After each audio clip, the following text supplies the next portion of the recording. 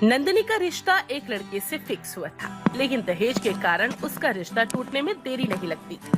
बहन, बिना दहेज के तो रिश्ता भी पक्का नहीं हो सकता। अब भाई, तुम ठहरे दो कौड़े के आदमी, लेकिन हम लोगों की कोई इज्जत है, कोई रुतबा है। अरे समाज में हमसे 4 लोग पूछेंगे कि बहू क्या लेके आई है दहेज में, तो क्या मुंह दिखाएंगे हम।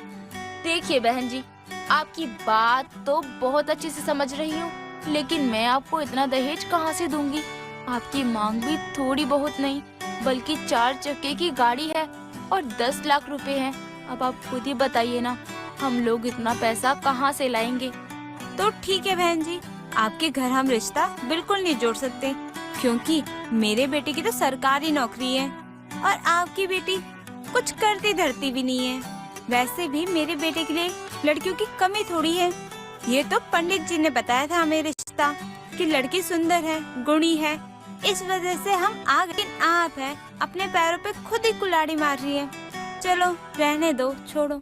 वो औरत फोन पर सुनीता को ये सब कुछ बोल ही रही थी कि वहीं पर पास में खड़ी नंदिनी ये सारी बातें सुन रही थी। लेकिन अब उसे दहेज की बातें और ज्यादा बर्दाश्त नहीं होती और वो गुस्से में फोन लेकर उस औरत से कहती है, ठीक है आंटी जी, अगर आपका बेटा सरकारी नौकरी वाला है तो मैं भी कोई कम नहीं। भगवान ने सुंदरता मुझ में कूट कूट कर दी है। अरे जिस तरह आपके पास लड़कियों की कमी नहीं है, ठीक उसी तरह मेरे पास भी लड़कियों की कमी नहीं है। इसलिए आप अपना रिश्ता अपने घर ही रखिए। और हाँ, आप हमसे क्या रिश्ता तोड़ेंगे? अरे हम ही नहीं रखना चाहते आपसे ये रिश्ता। इतना बोलकर नंदिनी फोन को कट कर देती है। तो वहीं पास में खड़ी सुनीता उस पर भड़कते हुए उससे कहती है, अरे ये क्या कर दिया नंदिनी, इतनी मुश्किल से तो इतना अच्छा रिश्ता मिला था और तूने अपनी जुबान से उस रिश्ते को भी ठोकर मार दी। अरे बेटा, शक्ल सुंदर है तो क्या हुआ, लोग शक्ल के साथ साथ लड़कियों की जुबान भी देखते हैं। देखते होंगे माँ, और आपको भी ये बात बहुत अच्छे से पता है कि मैं किस लहजे में बात करती हूँ। लेकिन अगर मेरा लहजा उन लोगों के लिए खराब हो रहा है जो दहेज के लालची हैं, तो मैं वो बदतमीज ही सही हूँ।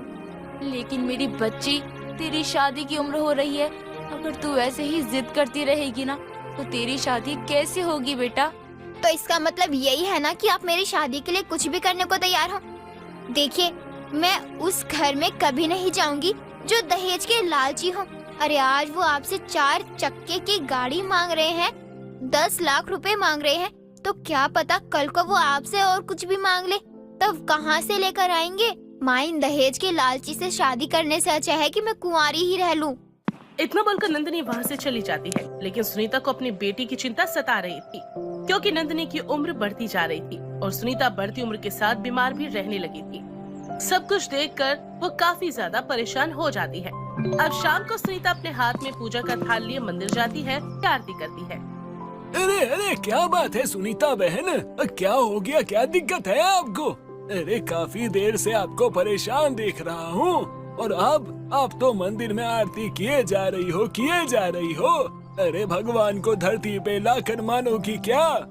क्या दिक्कत है, क्या परेशानी है, मुझे बताओ। अब क्या ही बताऊं पंडित जी, ऐसा लग रहा है जैसे नंदिनी के पिताजी के जाने के बाद अब इस दुनिया में कुछ बचा ही नहीं है। अरे अरे बहन, ऐसा क्या हो गया? अरे कोई दिक्कत परेशानी है तो मुझे भी बताओ। अरे दुखों को बांटने से कम होता है। बताओ बताओ, क्या बात है, क्या है तुम्हारे दुखों का कारण? पंडित की बात सुनकर सुनीता अपनी आंखों में आंसू लिए उसे सारी बात बता देती है, जिसे सुनकर पंडित उसकी तरफ देखते हैं और प्यारी सी मुस्कान देते हुए सुनीता से कहते हैं, अरे हमारी नंदिनी तो वैसे ही इतनी सुंदर है, तुम्हें तो उसकी शादी की चिंता करनी ही नहीं चाहिए। तुम तो बेवजह परेशान हो रही हो। अरे नहीं नहीं, बात सिर्फ सुंदरता की नहीं है पंडित जी, बल्कि शादी की है। अरे जब से इसके पापा गए हैं तब से मैंने अपने घर को किस तरह संभाला है ये तो सिर्फ मैं ही जानती हूँ। और तो और मेरी बेटी ने कितने दुख काटे हैं ये भी सिर्फ मुझे ही पता है। ये सब जानते हुए भी नंदिनी हर रिश्ते के लिए मना कर रही है। अच्छा अच्छा, अगर ऐसी बात है सुनीता बहन तो तुम चिंता त्याग दो, क्योंकि तुम भगवान के दर पर आई हो और भगवान से तुमने इच्छा मांगी है। अब भगवान तो तुम्हारी सुनेंगे, और जब तुम भगवान से मांग रही हो तो मैं तो भगवान का दास हूँ, तो ये काम करना मेरा फर्ज बनता है। तो अब से तुम अपनी बेटी की सोच त्याग दो, क्योंकि अब से वो मेरी बेटी है। उसके लिए एक अच्छा, सुंदर, सुशील वर ढूंढ के लाऊंगा। अब उसके लिए दुल्हा ढूंढने की बारी अब मेरी है। अब वो मेरी बेटी जैसी है तो उसके लिए एक अच्छा वर मैं लेकर आऊंगा। अब तो तुम अपनी सारी चिंता त्याग दो और घर जाकर अब बिस्तर तान के आराम से सो जाओ। अब मेरा मतलब है घर के काम वाम करो। और वैसे भी अब प्रभु ने कहा है चिंता चिता समान, तो चिंता मत करो, जो होगा वो प्रभु देखेंगे। पंडित की बात सुनकर सुनीता अपने घर चली जाती है। समय गुजरता है। ऐसे एक दिन पंडित सुनीता के घर आते हैं। पंडित को देख सुनीता उन्हें अंदर आने को कहती है। अरे पंडित जी, आप आइए आइए, अंदर आइए। नंदिनी बेटा, पंडित जी के लिए जरा चाय नाश्ते का इंतजाम कर। जी ठीक है माँ, मैं अभी पंडित जी के लिए चाय और नाश्ता लेकर आती हूँ। इतना बोलकर नंदिनी किचन में जाकर चाय बनाने लगती है। तो वहीं पंडित अपने झोले में से एक फोटो निकालते हैं और सुनीता को देते हुए कहते हैं, ये देखो बहन, ये सुंदर, सुशील और एक योग्य वर का फोटो लेकर आया हूँ। अरे हमारी नंदिनी के लिए। अरे बहुत अच्छा लड़का है, माँ बाप का इकलौता है, अमीर है अमीर। अरे हमारी नंदिनी जाएगी तो राज करेगी। अरे वाह, ये तो बहुत अच्छी बात है। लड़का करता क्या है? अरे क्या करता है, क्या पूछ रही हो? अरे ये पूछो क्या नहीं करता। अरे खुद का बिजनेस है उसका। 12वीं पास करी है उसने। उसके पिताजी इस दुनिया में नहीं है और उसके पिताजी के जाने के बाद उसने अपनी पढ़ाई छोड़कर कारोबार में हाथ लगाया और कारोबार अब बहुत अच्छे से संभाल रहा है। बिजनेसमैन बन चुका है। अरे लड़के का नाम मोहित है और उसने हाँ कर दिया बहन।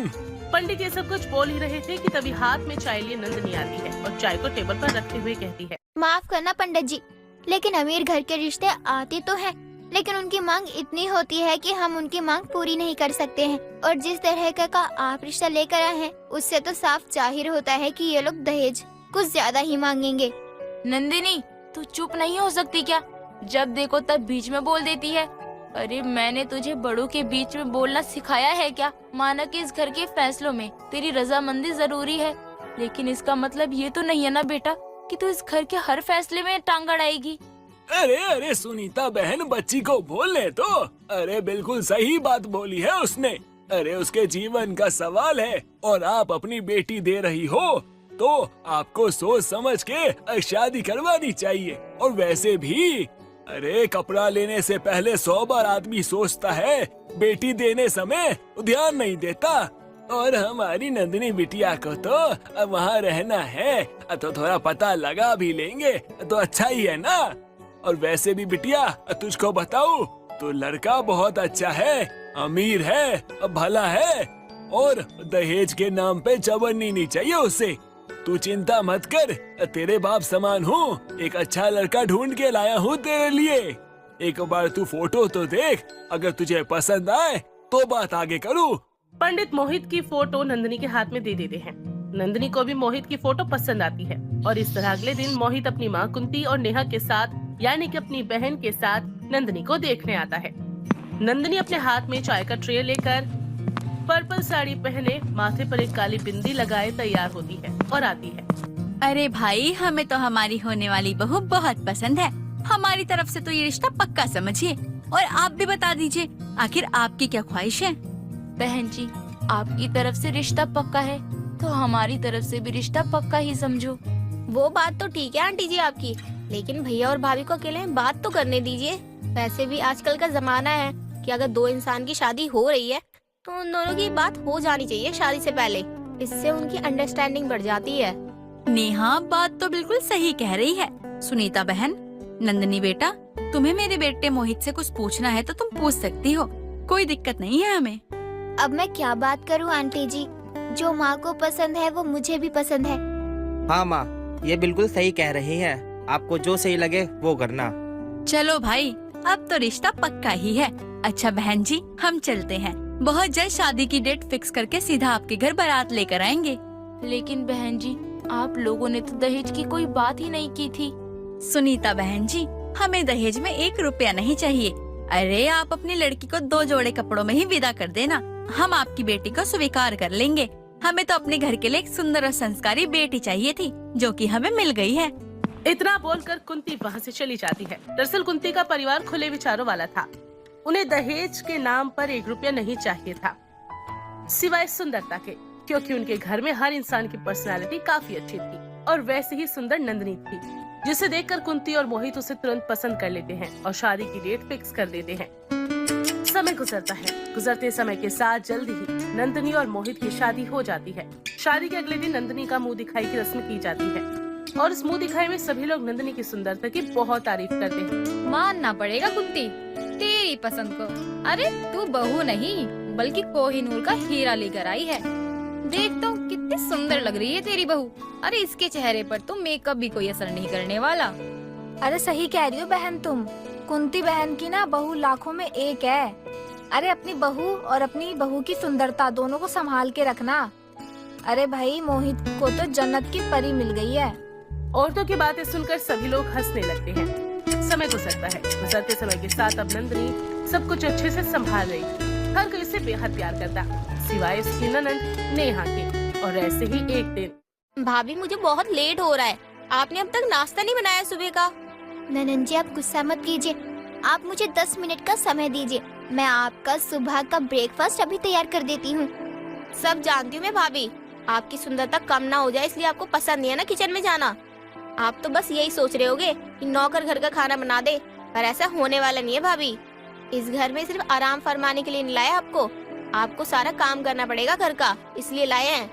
लेकिन नेहा मैंने काम करने से मना कब किया? हाँ माना कि आज उठने में थोड़ा लेट हो गया, लेकिन इसका मतलब ये नहीं कि मुझे काम करने में आलस आता है। अरे घर के काम तो मैं इतना करती हूँ ना। घर में शोर होता देख कुंती वहाँ पर आती है। नंदिनी को कुछ ना कहते हुए वो नेहा के ऊपर भड़क पड़ती है, जिसके बाद नेहा बिना कुछ खाए पिए घर से निकल जाती है और समय का पहिया यूं ही चलता है। ऐसे ही दिन नेहा की सहेली नेहा के घर आती है और वो नंदिनी को देखती है तो कहती है, यार नेहा वो कौन थी?